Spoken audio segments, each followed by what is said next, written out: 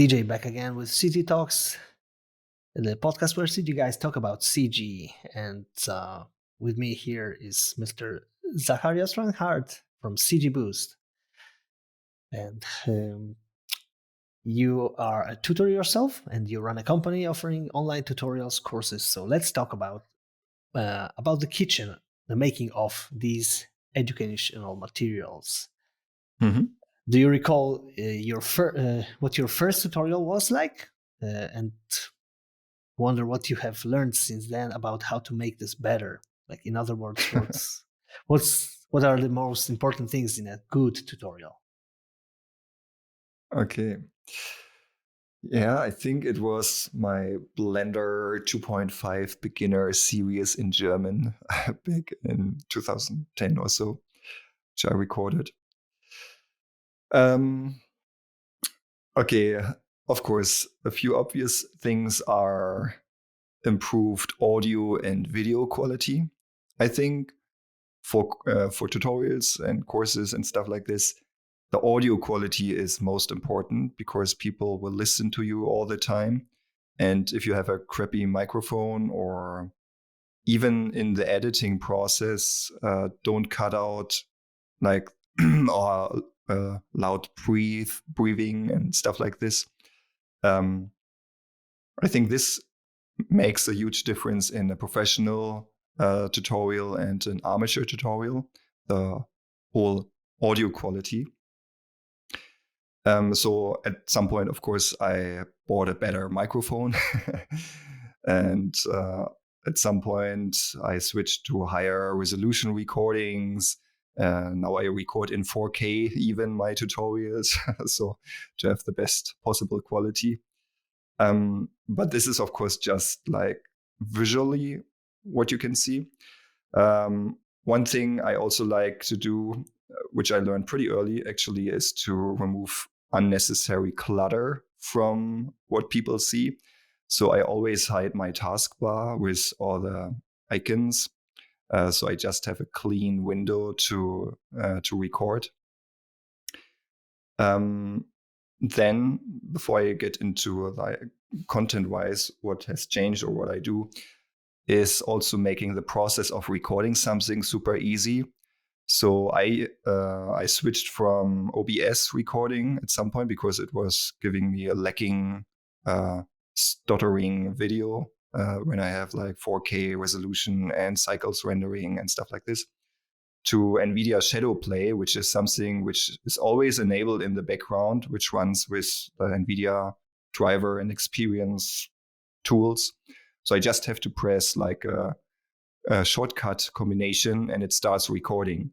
And I don't have to do anything else. I just have to grab my microphone, hit record, and then it just runs. So I made the process of like starting recording and recording much easier for me. Another thing I learned is to prepare your projects up front. Of course, you can't plan everything, but usually I try to, at least to a certain degree, create what I want to show in the tutorials or in the courses before that, to find out the best workflows, to see what works and what doesn't. Because back in the days, I made the mistake that I started recording my process right when I was started to creating the project. And then I was doing mistakes, which I had to revert in the recording process and show people. Of course, it's also good to see for people that professionals are doing mistakes and how to fix these mistakes. But you can also teach this in a more streamlined way. So that means nowadays when I record a course, for example, I prepare everything. I sometimes record a video multiple times because then you get more straight to the point. You make sure that you don't need to think about certain areas too much. And usually the recordings are getting shorter and shorter with each iteration of recording the same video. Then it's good to have some kind of checklist, or that you always know what to check before you start recording. For example, for me, it's check the audio levels if they are not too loud, because sometimes when I have like a video call in between, the microphone is just automatically cranking up the volume. And then when I start recording the tutorial, it's like clipping. The volume is way too loud. So I always check the volume, and I always check if I have my shortcut keys enabled. So what I press will be displayed on the screen. And then from content-wise, I don't script my videos. So it's mostly freely spoken words. But since I planned what I want to show, I usually also record in smaller sections.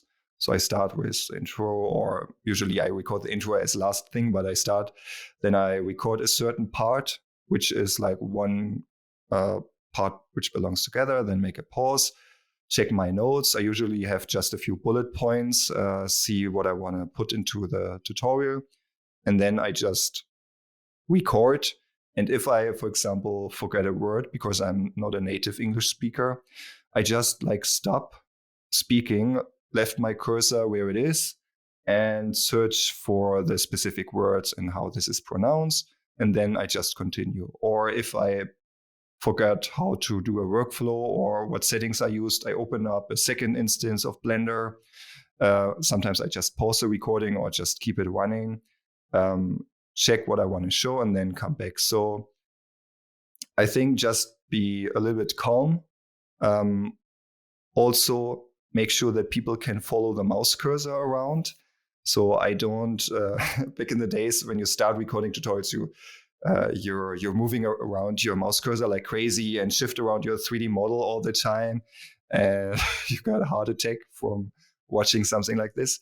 So I try to be really calm and precise with how I move my mouse. And every time I don't show something specific on screen and just talk about something, I basically leave my mouse where it is and don't touch it. So, and this makes also the editing process later on much easier because your mouse is not jumping around the screen all the time. So, summarize, let's say, good video audio quality, no clutter on your screen, checklist before you start recording, make the recording process as simple as possible, and plan your projects, test out workflows before you start recording, note down everything which is important. Some people I know are even scripting their entire videos. That means they script the video so they can pick the perfect words, then record the audio, and then record the video and cut everything together. However, I sometimes do this for more like presentation style videos.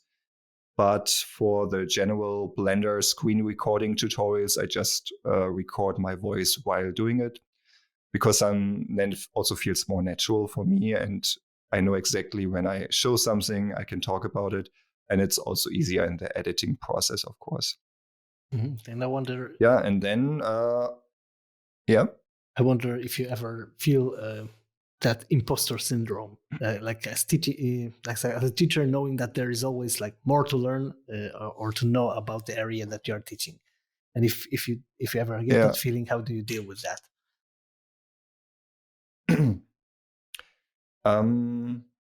I always know that I'm not perfect and what I teach is not perfect because I know there are like much better artists and so on.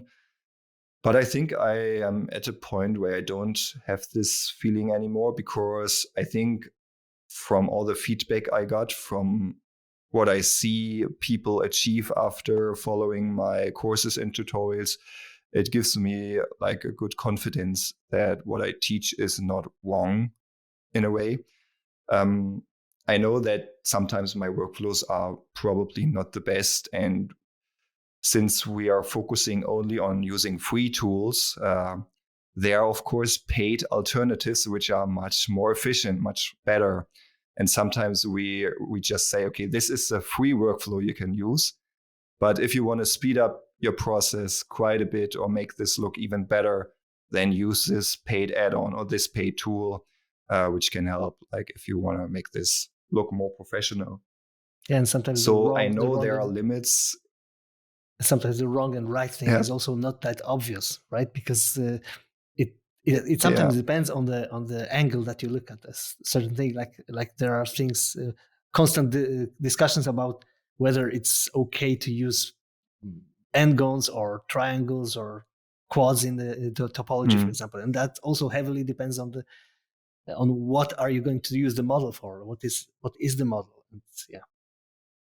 Yeah. For me, it's also good to understand what the final result is, what you want to create. Like if it's just a static render or an animation, let's say, it doesn't matter if you have n-gons or triangles in there. If it looks good in the end for the viewer, then who cares? So, but of course, if you have certain things you have to take care of for a game you're creating a model for, something like this is, of course, a different story. But yeah, for me, it's since I'm teaching about animation and still renderings and not game development, I made this clear also for like people coming to our courses. We are not teaching game design. We are not teaching 3D for game design. So, and this is also good for me because then I can be a little bit more loose with like the workflows. So they don't have to be specific for this industry, let's say. So we can also just take our personal workflows, which works for us, and teach them, and people can see if this also works for them and if they might want to change the workflow a bit, which I also sometimes see people commenting, yeah, okay, nice workflow, but I do it like a little bit different here and there. But they still learn something new, which they can implement somehow. And I think like from a perspective of right and wrong, in my perspective, there is no right and wrong. There's just a more efficient way on doing things and a less efficient way. I think when you start out with 3D modeling, for example, you start modeling something in a very complicated way because you don't know all the tools which are available. And then step by step, you learn, okay, you have these other tools and you can do the things which you have done manually before just with a few clicks. Then you get more efficient.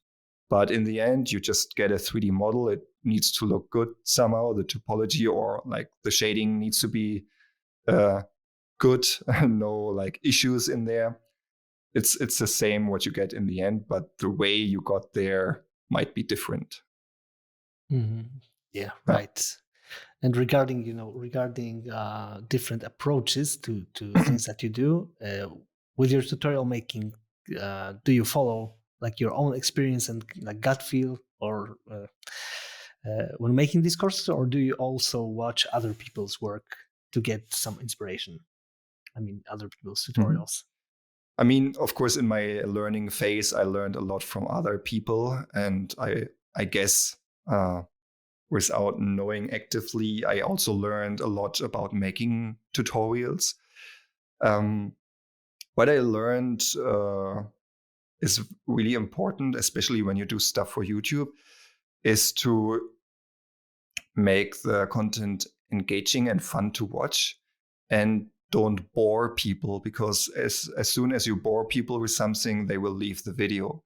So like have the content flowing, cut out the boring parts, show exactly what they would expect to like get from this video at the beginning.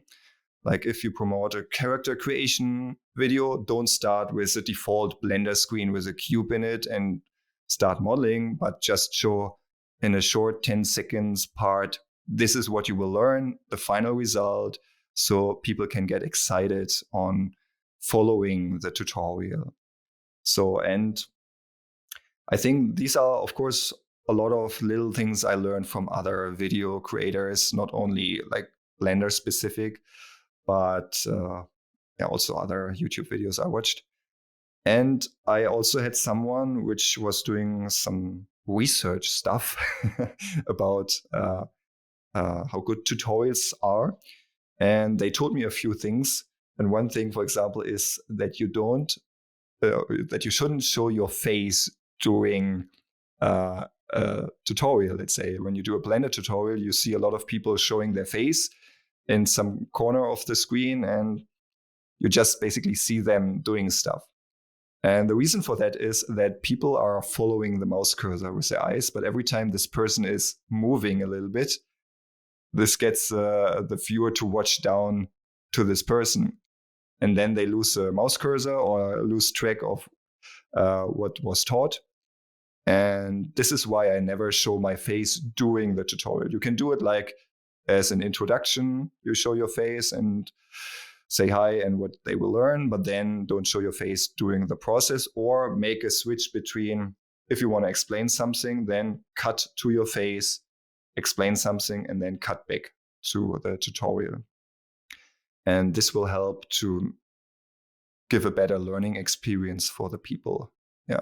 Mm-hmm. Yeah, like keep and of course, test your workflows before you record. Like, try different things. Check out online if people are already found good workflows which you haven't thought of, because it's always feels weird when you record a nice tutorial. It still happens to me today, and then put it online, and then people tell you, but yeah, there's a much easier way of doing it, much more efficient way. So do your research and plan ahead. and regarding web tutorials, like especially YouTube, I remember I had a real like aha moment when I saw the first and the next one's lazy tutorial from Ian Hubert, and this to me seemed like this to me seemed like a like a guitarist seeing Jimi Hendrix playing live. I mean, the intensity, the entertainment value, and yet aside to that, a huge dose of really useful tips in such a compressed form. And I know, like, I'm aware this is not like the ultimate way of making content or tutorials, because it's like highly personal. And but I wonder, do you have a course or tutorial that is like a tutorial masterpiece in your eyes? I also remember when Ian Hubert came up with these 1-minute tutorials. I really enjoyed them, but also more from a perspective of of someone with some experience already. That means at some point I basically stopped watching tutorials, because when you start out, you just follow a tutorial step by step. But when you know your way around Blender and you know most of the things you need on a daily basis, you don't watch tutorials more, because you don't need this creative input, let's say, of how to model a plane or a spaceship. You basically understand the workflow. Okay, I need like a sketch or drawing or whatever, and then I just model the stuff with the tools I know. But sometimes you are searching for specific things. You can't remember how to use a specific feature, and then you're searching for it, and then you just skip through a tutorial just to find this one little piece which which you need. And then these lazy tutorials is basically just like everything you don't need as a professional, let's say, cut out, and you just get straight to the point what he wants to show, and you get immediately the knowledge you need. But what I also learned from this getting popular is that one half of the people really enjoyed it, and one other half don't enjoy it at all, because it's too fast and it's more entertainment for them instead of learning something. And though this way I learned, okay, I also made my experience in this direction. But then I again learned, okay, it is not wrong to do a long tutorial. And if you make a good tutorial, 2 hours long, people will watch it. And basically, I made a video with like 100 Blender modeling tips. And I have a lot of people which telling me in the comments they watched the entire video, or they couldn't believe in the beginning when they started to watch this video that they will actually finish this. And I also have a like 50-minute sculpting tutorial, which I think I put in a lot of work to make it a really nice experience. And then it doesn't really matter how long a video is. If it's entertaining and fun to watch, and you will learn a lot during the process, then people will watch it. Yeah, great. And I wonder, like, looking at back at your work so far, what is the tutorial or course on CG Boost that you are most proud of? I know it's a hard one. It's a hard one.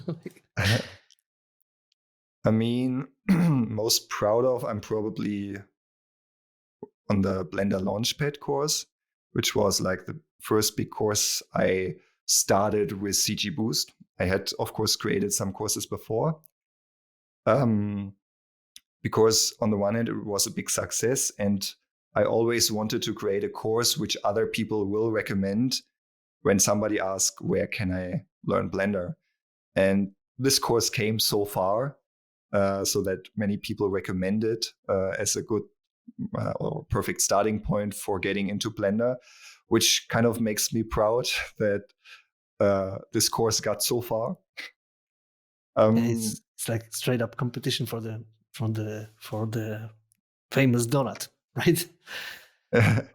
I guess more it's or less. more. It's I mean, more. I have a free course which is about an apple and so on, which I consider more as a component to the donut one. But I think I don't see the Blender community as competition. Like I need to compete against Enterprise and CG Cookie and so on. It's more like a big family because everyone who consumes tutorials like different teaching style. So maybe they don't like my teaching style, but they like the one from CG Cookie or some other people.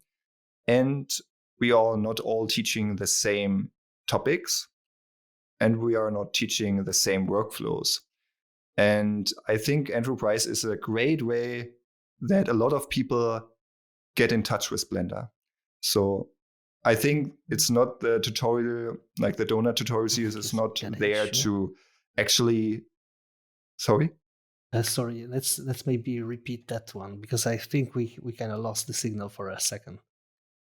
Okay. So it was around when you started talking about Enterprise being a good way to. Okay. So let's repeat. Yeah, for me, Enterprise has a huge audience, which is great. And I think his donut tutorial is a great way for people to first get in touch with Blender and see if Blender is something they want to learn. And I consider my courses and tutorials more as the next step after this. So if you met the donut and you realize, okay, I like Blender, I want to learn more, then and they want to learn it properly, then they can jump into our courses or our free videos. And I think, so everyone has its right place to be, and everyone has a different purpose, let's say. Yeah, I find it really, this experience with different types of teaching. I recently followed one kind of like intermediate advanced tutorial series from CG Cookie, which was the human course, and it was really the experience. I highly recommend it. It's a nice, really nice course.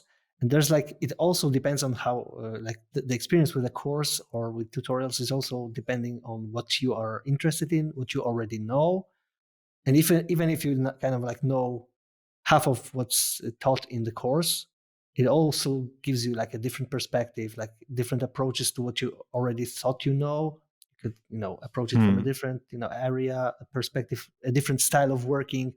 There are so many little things that you can learn from a tutorial, even if it's not teaching you 100% of the knowledge. It still gives you additional value, because there's so much you can learn from just even watching a different artist work on something, his different way of thinking, different way of approaching problems and stuff like that. I think it's huge value, and that comes down to what you said about non-competition for different sources of learning. Yeah, of course. I guess if you watched 3 different instructors teaching the same subject of grading a character, for example, you will learn something new in each course, probably. You will, I guess the basic workflow is similar in each course, but the nuances and tools and so on are different, and you will learn always a little thing here and there. And I think it's also important with what mood or what way on approaching a course or a tutorial. It's important that on the one hand you take your time, and of course it's also important to just get into something when you really need it, or when you feel this is something I really want to learn, not just because it's a cool topic. For example, for me, I see cool motion graphic stuff everywhere, but I know it's not the subject for me. I don't really need to learn it, although it's an interesting subject in general. But for the stuff I'm doing, it's not important for me. So I probably wouldn't watch a motion graphic course. It would be fun. I would learn a lot probably, but I can't apply what I've learned. Probably only a few things, but it's not the general topic I can't apply on my projects in the future, because I will never be a motion graphic artist or something like this. And yeah, and it's important just also to take your time with courses, and especially take action and follow the instructions. And what I had done, which is maybe a good tip for people starting out, the first videos I followed, I never created exactly what the people are teaching. For example, I remember back in the days I was watching an alien tutorial from CG Cookie, and I didn't create an alien. I created my own character based on the workflow I learned.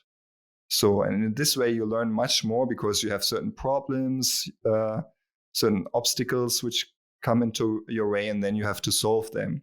Because then it's not like the tutor is solving everything for you already in the videos, but you also have to solve your own problems along the way. And in this way, you will learn much more, much faster. Yeah, and you kind of engage your creativity, right? Not just Yeah, like of course. consuming, but yeah, I really like that approach, and try it myself when following tutorials. And then it's also when you want to use the things you create for your portfolio. Let's say it's not so obvious. Okay, you follow this Yeah, specific tutorial, and exactly. like 100 other people have the same portfolio piece. Yeah, Yeah, which is no shame, of course, but yeah, it's of always course. more fun to add that little, little personal touch, at least. Yeah. Yeah. And So it's by the way also one thing I, as a creator, I enjoy most, to see the results of our students, what they create. On the one hand, I can see, okay, they followed the course, it's clearly visible, but many people are so creative. And like in the Launchpad course, we create a simple animation where a car is basically flying through a desert. But some people took the time to create like 6-minute long short films with the base idea of what we created in this course, which is like super fun to watch, and yeah. makes me happy. Yeah, and that's kind of like one part of the whole CG Boost thing that you're doing. Like the tutorial thing is one part, but as you mentioned, there's the CG challenge as well, and you do also like live portfolio, like live work reviews from students, right? So this is more like of like a Not, community thing.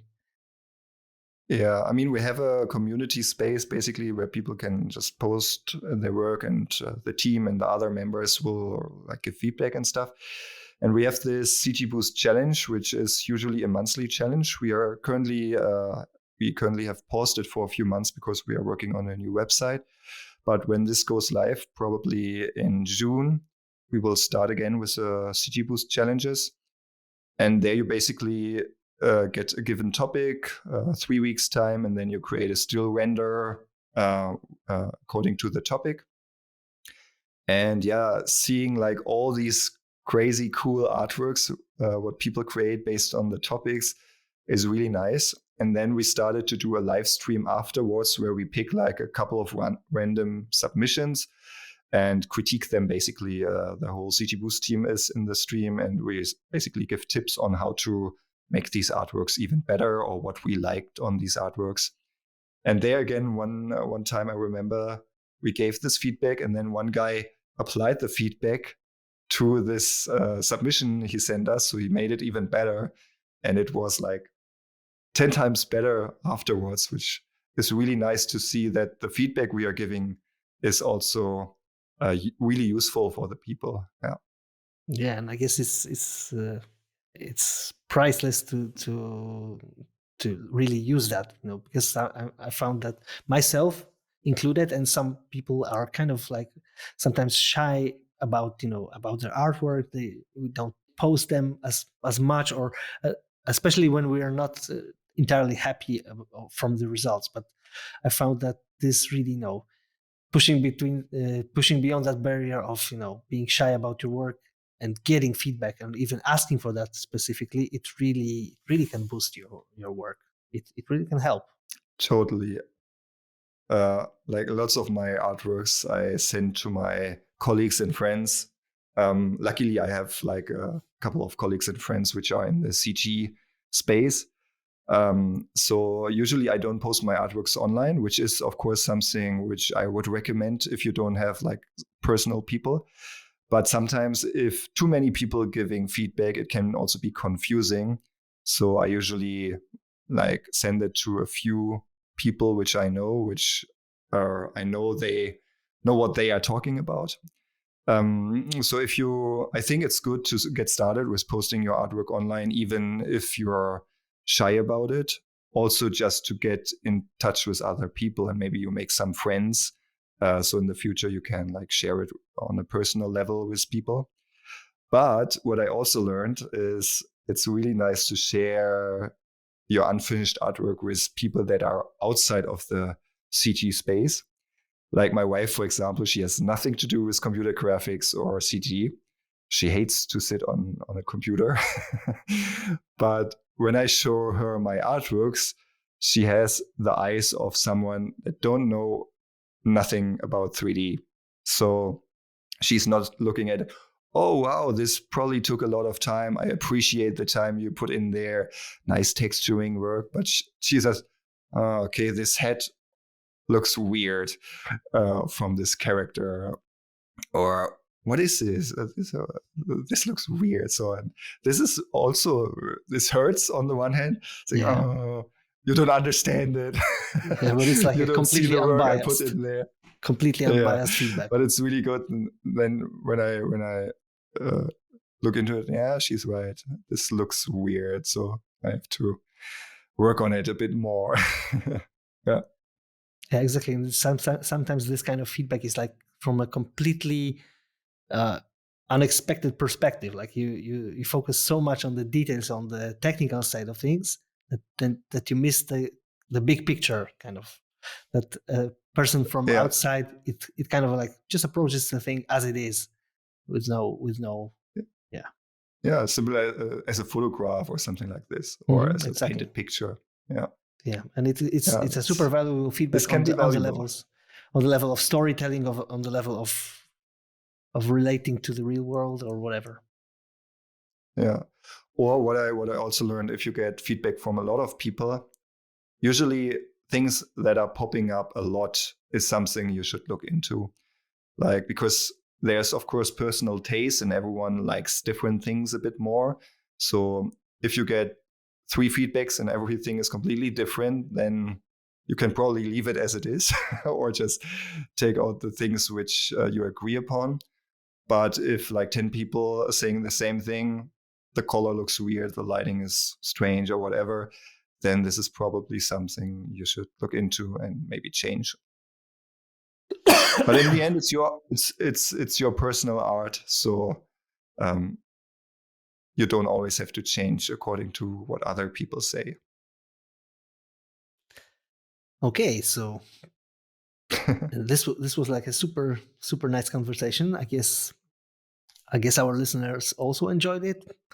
And just for a final few words, if you can say what we can expect from your CG Boost team in the coming months or time, or maybe you have some plans that you wish that you could realize in 2022 or later, and you want to share with us. Yeah, I mean, on the one hand, it's our new website, which should be a better user experience. So new website. Also, the challenges will change a little bit. So we will be more open for beginners. There will be 2 categories, one training category and one for the more pro artists. So if you feel shy about your art, then this should be a great way to jump in without too much pressure. And yeah, we are working on a couple of courses. I don't want to tell too much because I'm working together with some other authors. And for such big projects, from my own experience, it's hard sometimes to finish something. And of course, sometimes, especially when working with external people, there comes something in the way and they say, I can't finish this project. So, but we have a couple of things in the direction of cinematic courses, storytelling, cinematic rules like composition, camera, short film creation, compositing, and something about grease pencil. Yeah, all stuff in the direction of animation, filmmaking with 3D. So I hope this will be some good content. Yeah, Yeah. this is something we're working on. Exciting times ahead, I guess. For Yeah, hopefully. both your business and both your clients, right? I hope so. I hope people are enjoying the stuff we are doing. I'm sure, and I'm hoping that they will enjoy also listening to this conversation. So thanks again for joining us on the CG Talks. We're a little podcast, but we're really engaged in 3D, and I hope our My listeners, pleasure. as well. And I'm sure there are a lot of Blender users listening to this one, but I guess this is not just about Blender. It's about art, about improving yourself, boosting your skills. And we are all in this journey together. Oh, tutorial creators, totally tutorial agree. watchers, one big family. Exactly. When you join the Blender conference once a year, you see that like the Blender community specifically is a big family. It's like meeting members of your family once a year, which is really nice. And finally this year, it's the one that's going to probably happen, right? Because it's been a few years after without 2 years of a break. Yeah. Mm-hmm. Yeah, I hope to be there and hope to meet some of you. Yeah, let's keep our fingers crossed for that. And thanks again. Yeah. See you around in the Thanks. 3D world. See you around.